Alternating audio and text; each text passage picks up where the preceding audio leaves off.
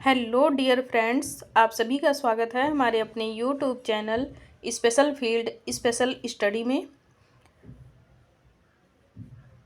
आज इस वीडियो में हम बात कर रहे होंगे इंट्रोडक्शन टू डिसेबिलिटी यानी कि दिव्यांगता का परिचय। इस सब्जेक्ट से रिलेटेड जो हम रिवीजन क्लास चला रहे हैं, इसमें हम लोग अभी तक यूनिट 3 के अंतर्गत सब यूनिट 3.1, 3.2, 3.3 ये तीनों सब यूनिट हम लोगों ने रिवीजन कर लिया है। आज हम सब यूनिट 3.4 कवर करेंगे। इसमें आप लोगों को जैसा कि पता होगा कि ये जो सब्जेक्ट है आपका इंट्रोडक्शन टू डिसेबिलिटी, ये आपके डीएड डिप्लोमा के फर्स्ट ईयर का फर्स्ट सेमेस्टर का फर्स्ट थ्योरी पेपर है। और इसको ऑल स्टूडेंट यानी कि चाहे वो HI से हो, चाहे वो VI से हो, चाहे वो IDD से हो, तीनों ट्रेड के बच्चे इस कॉमन कोर्स का अध्ययन करते हैं। तो इसमें हम लोग लगातार रिवीजन क्लास चला रहे हैं और आप लोग रिवीजन क्लास अगर आप अभी तक नहीं देखे हैं तो चैनल पर विजिट करते हुए जितने भी रिवीजन क्लास दिए गए हैं आप लोग उससे अपना संपूर्ण रिवीजन कर डालिए। और अभी हम लोग यूनिट 3 के अंतर्गत 3.4 पे पहुंच चुके हैं, जिसमें हम पढ़ेंगे मेंटल इलनेस यानी कि मानसिक बीमारी और मल्टीपल डिसेबिलिटीज़ यानी कि बहुत दिव्यांगताएं क्या होती हैं और उसमें कौन कौन सी डिसेबिलिटी आती है, ये सभी हम यहाँ पे रिवीजन करेंगे। इसके पहले आप लोगों की जो क्लासेस चली थी इंट्रोडक्शन टू डिसेबिलिटी की, उसमें आप लोगों को 5 यूनिट तक कवर करा दिया गया। उसके 2500 चैप्टर आप लोगों को पढ़ा दिए गए थे। तो उसी का रिवीजन क्लास आप लोगों को यूट्यूब पे दिया जा रहा है। जो लोग जिन क्लासों में उपस्थित नहीं हो पाए किसी कारणवश, वो यहाँ से अपना रिवीजन अच्छे से कर लें। चलिए स्टार्ट करते हैं। हम लोग जानते हैं मेंटल इलनेस क्या होता है। सबसे पहले हम मेंटल इलनेस का इंट्रोडक्शन करेंगे, इसके बारे में थोड़ा बहुत जानकारी हासिल करेंगे। इसको आप लोग इग्नोर करिएगा। 3.4 है आपका ये mental illness, definition and types हम जानेंगे इसमें। मानसिक बीमारी शब्द का प्रयोग ऐसे व्यक्तियों के लिए किया जाता है जिनका व्यवहार, सबसे पहले उनका व्यवहार देखा जाता है जो मानसिक बीमारी से ग्रस्त होते हैं। उनमें तर्क वितर्क सोच जो होती है या समझने की जो शक्ति होती है वो सामान्य व्यक्ति की तुलना में काफ़ी अलग देखने को मिलती है। यह एक ऐसी बीमारी होती है जो व्यक्ति के तीनों पक्षों को अत्यधिक प्रभावित कर देता है। अब वो 3 पक्ष कौन कौन से हैं वो भी हम जानेंगे। कभी कभी हमारे जीवन में ऐसी स्थिति आती है कि व्यक्ति का व्यवहार अन्य व्यक्तियों की अपेक्षा अलग हो जाता है। जैसे कि एक जो सामान्य बालक है या व्यक्ति है, उसका जो व्यवहार होता है उस व्यवहार से बिल्कुल ही हटके होता है जो आपके मेंटल इलनेस वाले व्यक्ति होते हैं। ऐसे व्यक्ति तो ना तो अपने व्यवहार को समझते हैं और ना ही किसी को समझा पाते हैं या उनको अपने व्यवहार के माध्यम से उनको कोई चीज़ बता सकते हैं। इस प्रकार की समस्या उत्पन्न होने पर व्यक्ति की भावनाएं अत्यधिक प्रभावित हो जाती हैं और वह दूसरे व्यक्तियों के सामाजिक समायोजन बनाने में असमर्थ हो जाते हैं। दूसरे व्यक्तियों के साथ में वो किसी भी प्रकार से सामंजस्य नहीं स्थापित कर पाते हैं। यहाँ तक कि उनका जो कम्युनिकेशन स्किल्स होता है वो भी अच्छे से डेवलप नहीं हो पाता है। ऐसे व्यक्ति क्रियाशीलता के स्तर पर बहुत ही कमज़ोर दिखाई देते हैं क्योंकि इनके अंदर सामान्य सोच विचार, तर्क वितर्क करने, सूझबूझ व विवेकशीलता का जो संतुलन होता है वो नहीं पाया जाता है, जिसके कारण उनके अंदर नकारात्मक प्रवृत्ति बहुत ज़्यादा उत्पन्न हो जाती है और ये व्यक्ति मनोरोग के साथ साथ और भी कई समस्याओं के शिकार हो जाते हैं। यानी कि कोई एक समस्या इन व्यक्तियों में नहीं होती है कि वो केवल मेंटल इलनेस से ही प्रभावित हों, उसके साथ साथ उनके अंदर और भी बहुत सारी दिव्यांगताएं पाई जाती हैं। अब हम बात करेंगे डिफिनीशन ऑफ मेंटल इलनेस की।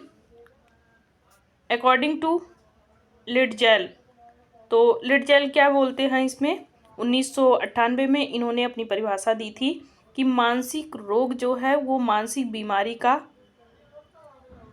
तात्पर्य व्यक्ति के व्यवहारात्मक कार्य जो हैं या उसके जो मनोवैज्ञानिक रूप से जो कार्य किए जाते हैं उसके द्वारा उसमें पाई जाने वाली कमी से होती है।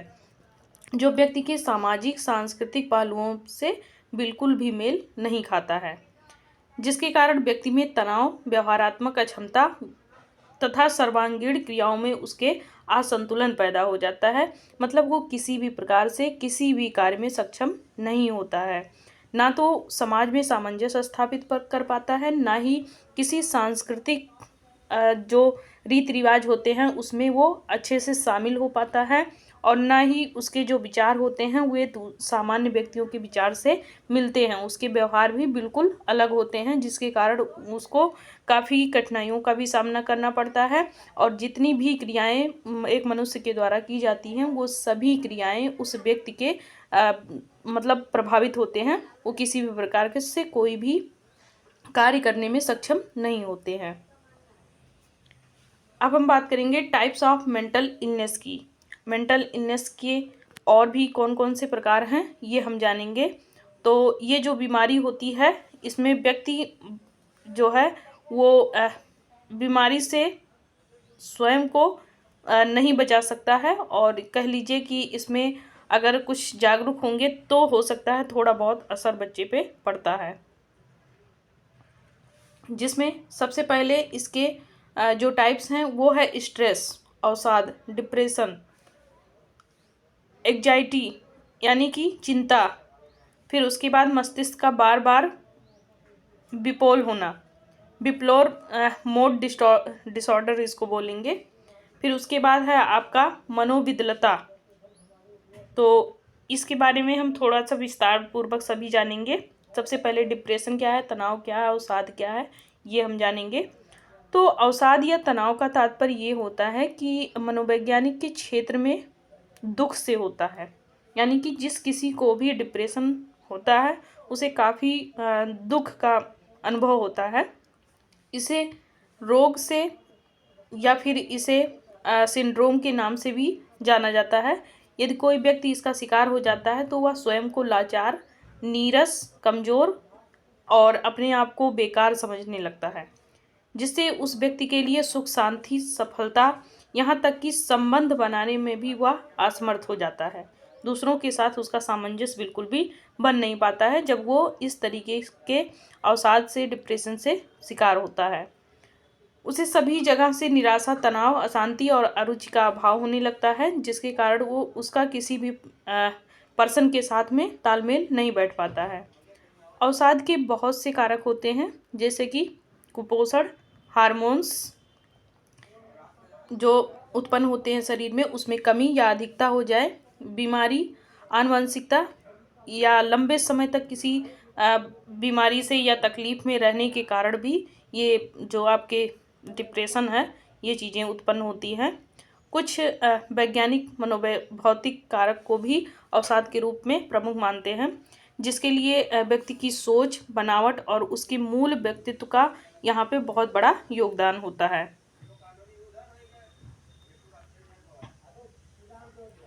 आगे हम बात करेंगे, अवसाद जो है एक लाइलाज रोग नहीं है। इसके पीछे जो आनुवांशिक, जैविक और मनोसामाजिक कारण होते हैं, जिनका धीरे धीरे उपचार किया जा सकता है। यदि इसको सही समय पर ही अवसाद से जो ग्रसित व्यक्ति है उसके रोगों का कारण हम पता लगा लें कि उसे किस प्रकार का डिप्रेशन है, तो और रोगी अगर आत्महत्या तक जा रहा है, यानी कि कभी कभी उसे इतना ज़्यादा डिप्रेशन, तनाव हो जाता है कि वे सोचते हैं कि अब मैं अपने आप को ख़त्म कर लूँ। अगर इस स्थिति तक जा रहा है तो फिर इससे बचाया जा सकता है अगर पहले ही इसकी जानकारी हो जा रही है।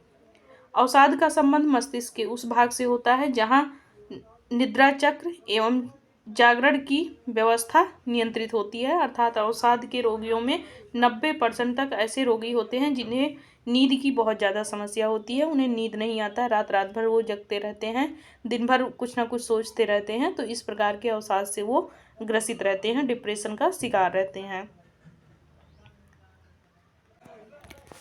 आगे हम बात करेंगे एंजाइटी के बारे में, जिसको चिंता बोलते हैं। चिंता मन की एक ऐसी विकृति होती है जो मानसिक बीमारी होती है, जिससे जो भी व्यक्ति ग्रसित होता है वो अपने आप को समाज से बिल्कुल अलग समझने लगता है, समाज में उसका तालमेल नहीं बैठ पाता है।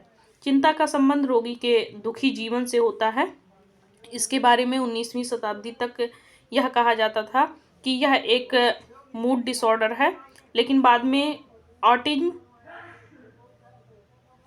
फिजिशियन बर्ड ने इसे न्यूरोसिंथिया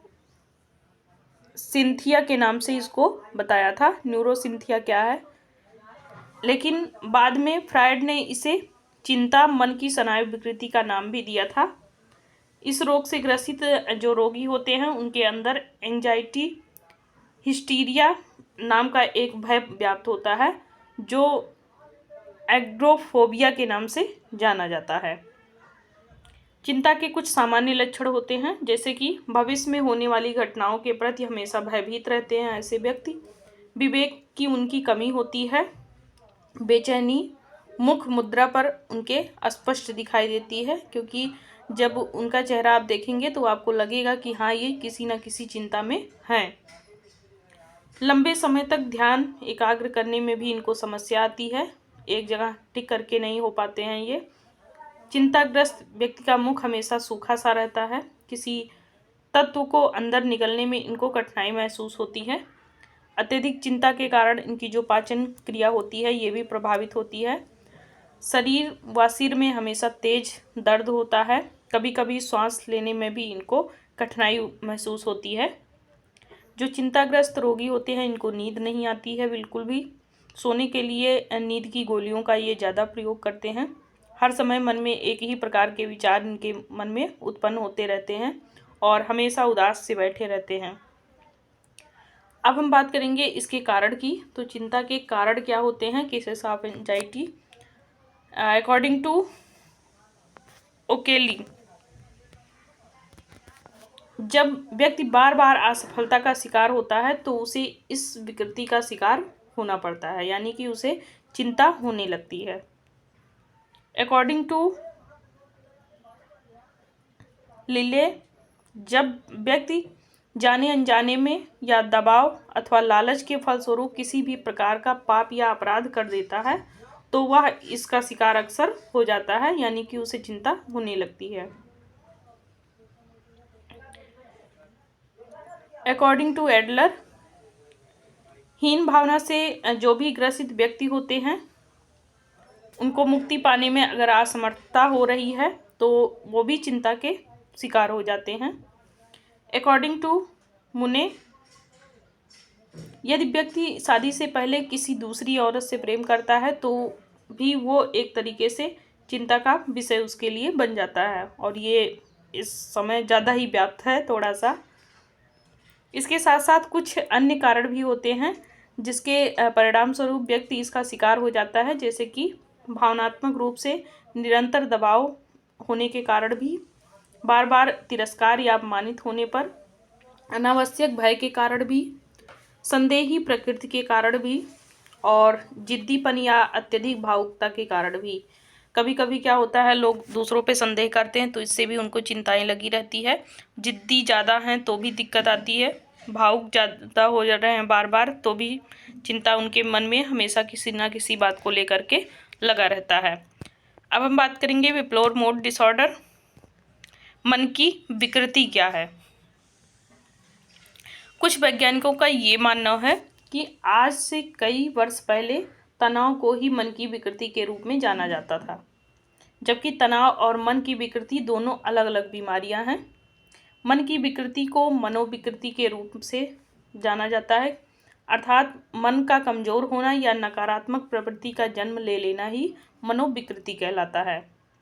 इस प्रकार की समस्याओं से जो ग्रसित व्यक्ति में नकारात्मक बातें, आत्मघाती व्यवहार तथा अत्यधिक गुस्सा देखने को मिलता है। इनमें कभी कभी व्यक्ति के अत्यधिक चंचलता भी इसमें देखने को मिलती है। इस प्रकार की जो समस्या से ग्रसित व्यक्ति होते हैं उनके सामाजिक, मानसिक और कार्यात्मक रूप से किसी कार्य को करने में ये अपने आप को कमजोर और निर्बल समझने लगते हैं। विभिन्न अध्ययनों द्वारा ये भी ज्ञात हुआ है कि जो मनोविकृति के लिए सेवार्थी या स्वयं को जिम्मेदार समझता है, इस बीमारी से ग्रसित व्यक्ति की मनोदशा जो है वो बारी बारी से 2 दशाओं में बढ़ जाती है, जिसके कारण इन्हें सनकी भी बोलते हैं या उन्माद की जो संज्ञा है वो इनको कहा जाता है कि मतलब बहुत ज़्यादा सनकी हैं, बहुत ज़्यादा चंचलता है इनके अंदर। कुछ वैज्ञानिक इसे अवसाद के नाम से भी जानते हैं। इस समस्या से जो ग्रसित व्यक्ति होते हैं वो अक्सर दुख और सुख दोनों ही समस्याओं में असामान्य रूप से प्रतिक्रिया व्यक्त कर देते हैं कि जो व्यवहार उन्हें नहीं प्रदर्शित करना चाहिए। जैसे खुशी की अवस्था में अत्यधिक खुश हो जाना, जिसे मेनिका कहते हैं। इस बीमारी से ग्रसित रोगी 2-3 महीने में इससे छुटकारा नहीं पा सकता है, तो वह नशे के आदी भी हो जाते हैं। जैसे कुछ लोगों को बहुत ज़्यादा डिप्रेशन हो रहा, बहुत ज़्यादा उनमें मन से वो दुखी महसूस कर रहे हैं, तो वो अक्सर नशे का सहारा ले लेते हैं। यह बीमारी महिलाओं और पुरुषों दोनों में ही होती है और एक समान रहती है। ऐसा नहीं है कि महिलाओं या पुरुषों में अलग अलग जो क्राइटेरिया है वो पाया जाए कि पुरुषों में ज़्यादा और महिलाओं में कम, इस तरीके का नहीं है, दोनों में समान पाया जाता है। बिपोलर मूड डिसऑर्डर के कारण भी हम जानेंगे। द्विध्रुवीय मन की विकृति विकार के कारण ये मुख्य रूप से 3 भागों में बांटा गया है, जिसमें सबसे पहले आता है जैव रासायनिक कारण, और दूसरा है आनुवंशिक कारण, और तीसरा है सामाजिक कारण। सबसे पहले हम बात करेंगे जैव रासायनिक कारण की। तो द्विध्रुवीय विकार के लिए जैव रासायनिक कारण जो है वो लगभग 30% उत्तरदायी होता है। यहाँ पे विभिन्न विद्वानों का ये भी मानना है कि व्यक्ति के पूर्ण रूप से स्वस्थ होने के बाद भी यदि मानसिक रूप से अपने आप को वो हीन समझने लगे, तो उस समय शरीर में कुछ ऐसी ग्रंथियां सक्रिय हो जाती है जो वास्तव में उसे बीमार बना देती हैं। जैसे कि अच्छे भोजन को देखकर मुंह में लार का बनना, उपापचयी विकृति के दौरान मुंह में एक गंध युक्त स्लावा बनना। अब हम बात करेंगे आनुवंशिक कारण। तो आनुवंशिक कारण में ये देखा जाता है कि विभिन्न अंतःवेषण एवं खोजों द्वारा ये ज्ञात हुआ है कि जो ध्रुवीय विकार है वो आनुवंशिक भी होता है। गुणसूत्रीय असमानता के कारण भी ये चीज़ें उत्पन्न होती हैं। सामाजिक कारण की बात हम करेंगे तो मनुष्य एक सामाजिक प्राणी होता है जो समाज में रह करके अपना जीवन निर्वाह कर रहा होता है और समाज के प्रति हमेशा कर्तव्यशील रहता है। इस प्रकार समाज द्वारा उसके प्रति कोई संवेदना या पीड़ा पहुंचाई जा रही है तो वो व्यक्ति बहुत ही कष्ट का अनुभव करता है। इसी को क्या बोलते हैं, असामाजिक कारण के द्वारा उसके अंदर मन की विकृति उत्पन्न होना। तो ये था हमारा मेंटल इलनेस, जिसके कई कारण भी आप लोगों ने जाने और मेंटल इलनेस क्या होता है इसको आपने विस्तार पूर्वक इसमें जाना है। अब हम बात करेंगे मल्टीपल डिसेबिलिटीज की। तो चलिए नेक्स्ट पॉइंट हम देखते हैं। अगर हम बात करें मानसिक रोग की तो ये चैप्टर आपका ख़त्म हुआ और इसमें जो एकाधिक दिव्यांगताओं की बात की गई है तो उसका मतलब ये होता है कि इसमें बहुत सारी बीमारियां एक साथ जुड़ी होती हैं मानसिक बीमारी के साथ में। जैसे कि इसमें आनुवंशिक कारण जेनेटिक प्रॉब्लम पाया जाता है, भावनात्मक और तात्पर्यात्मक इसमें कारण भी पाए जाते हैं जिसमें आत्मघाती विचार वगैरह उत्पन्न होते हैं, जो मैंने आप लोगों को बताया। जीवन को ये अपने पूर्ण नहीं समझते हैं, दवाओं का दुरुपयोग बराबर करते रहते हैं और ब्रेन केमिस्ट्री के विकास में भी असमानता पाई जाती है। बहुत अच्छे से इनका मानसिक डेवलप यहाँ पे नहीं हो पाता है और न्यूरोलॉजिकल बीमारियाँ ज़्यादा पाई जाती हैं, जैसे है बाइपोलर डिसऑर्डर। मानसिक स्वास्थ्य को ये ज़्यादा प्रभावित करता है। न्यूरोलॉजिकल कुछ बीमारियाँ होती हैं और सिजोफ्रेनिया नामक भी बीमारी पाई जाती है इनके अंदर। तो ये सारे एक तरीके से जो बीमारी है वो मानसिक बीमारी के साथ में जुड़े होते हैं, जिनको मल्टीपल डिसेबिलिटी कहा जाता है। इसमें आप लोगों ने अभी तक जाना कि जिसमें आप लोग चिंता और उसके बाद अवसाद,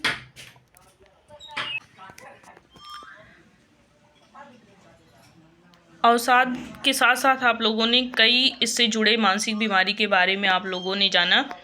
इसमें हम जानेंगे सिंक्रोजोफ्रेनिया क्या होता है। फ्रेनिया एक गंभीर मानसिक रोग होता है जिसमें व्यक्ति विचार जो करता है उस पर उसका काबू नहीं रहता है, व्यवहार उसके असामान्य होते हैं यहाँ पर, जिसके कारण उसके भाषा में भी परिवर्तन देखने को मिलता है और उसको बहुत सारी भ्रांतियाँ लगी रहती हैं। नेक्स्ट है ओसीडी। तो ओसीडी व्यक्ति को दूसरों की तरह ही स्वाभाविक तरीके से उनको चिंता की तुलना में अत्यधिक और अनावश्यक चिंता या कह लीजिए विचारों के साथ में वो अपने आप को पाते हैं, क्योंकि उनमें काफ़ी नकारात्मक विचार ज़्यादा उत्पन्न होते हैं और चिंताएं उनको लगी रहती हैं, जिसके कारण उनकी जो मानसिक प्रवृत्ति होती है उसमें बदलाव देखने को मिलता रहता है। नेक्स्ट है PTSD यानी कि post traumatic stress disorder, PTSD। ये भी एक मानसिक रोग होता है। इसमें व्यक्ति एक घातक घटना के बाद अपने आप को तनाव महसूस करता है और एक उसको पीड़ा हमेशा बना रहता है और ऐसी स्थिति हो जाती है जो उसके आवेग को यहाँ पे नष्ट कर देती है, यानी कि सकारात्मक उसमें जो विचार होते हैं वो उत्पन्न नहीं होते हैं। ADHD का मतलब ये होता है कि ऐसे बच्चे बिल्कुल भी ध्यान नहीं लगा पाते हैं एक जगह और इनमें अत्यधिक उत्साह देखने को मिलता है। असमय ये बहुत सारी क्रियाओं को करना स्टार्ट कर देते हैं, अपनी मनोप्रवृत्ति पर ये काबू नहीं पाते हैं।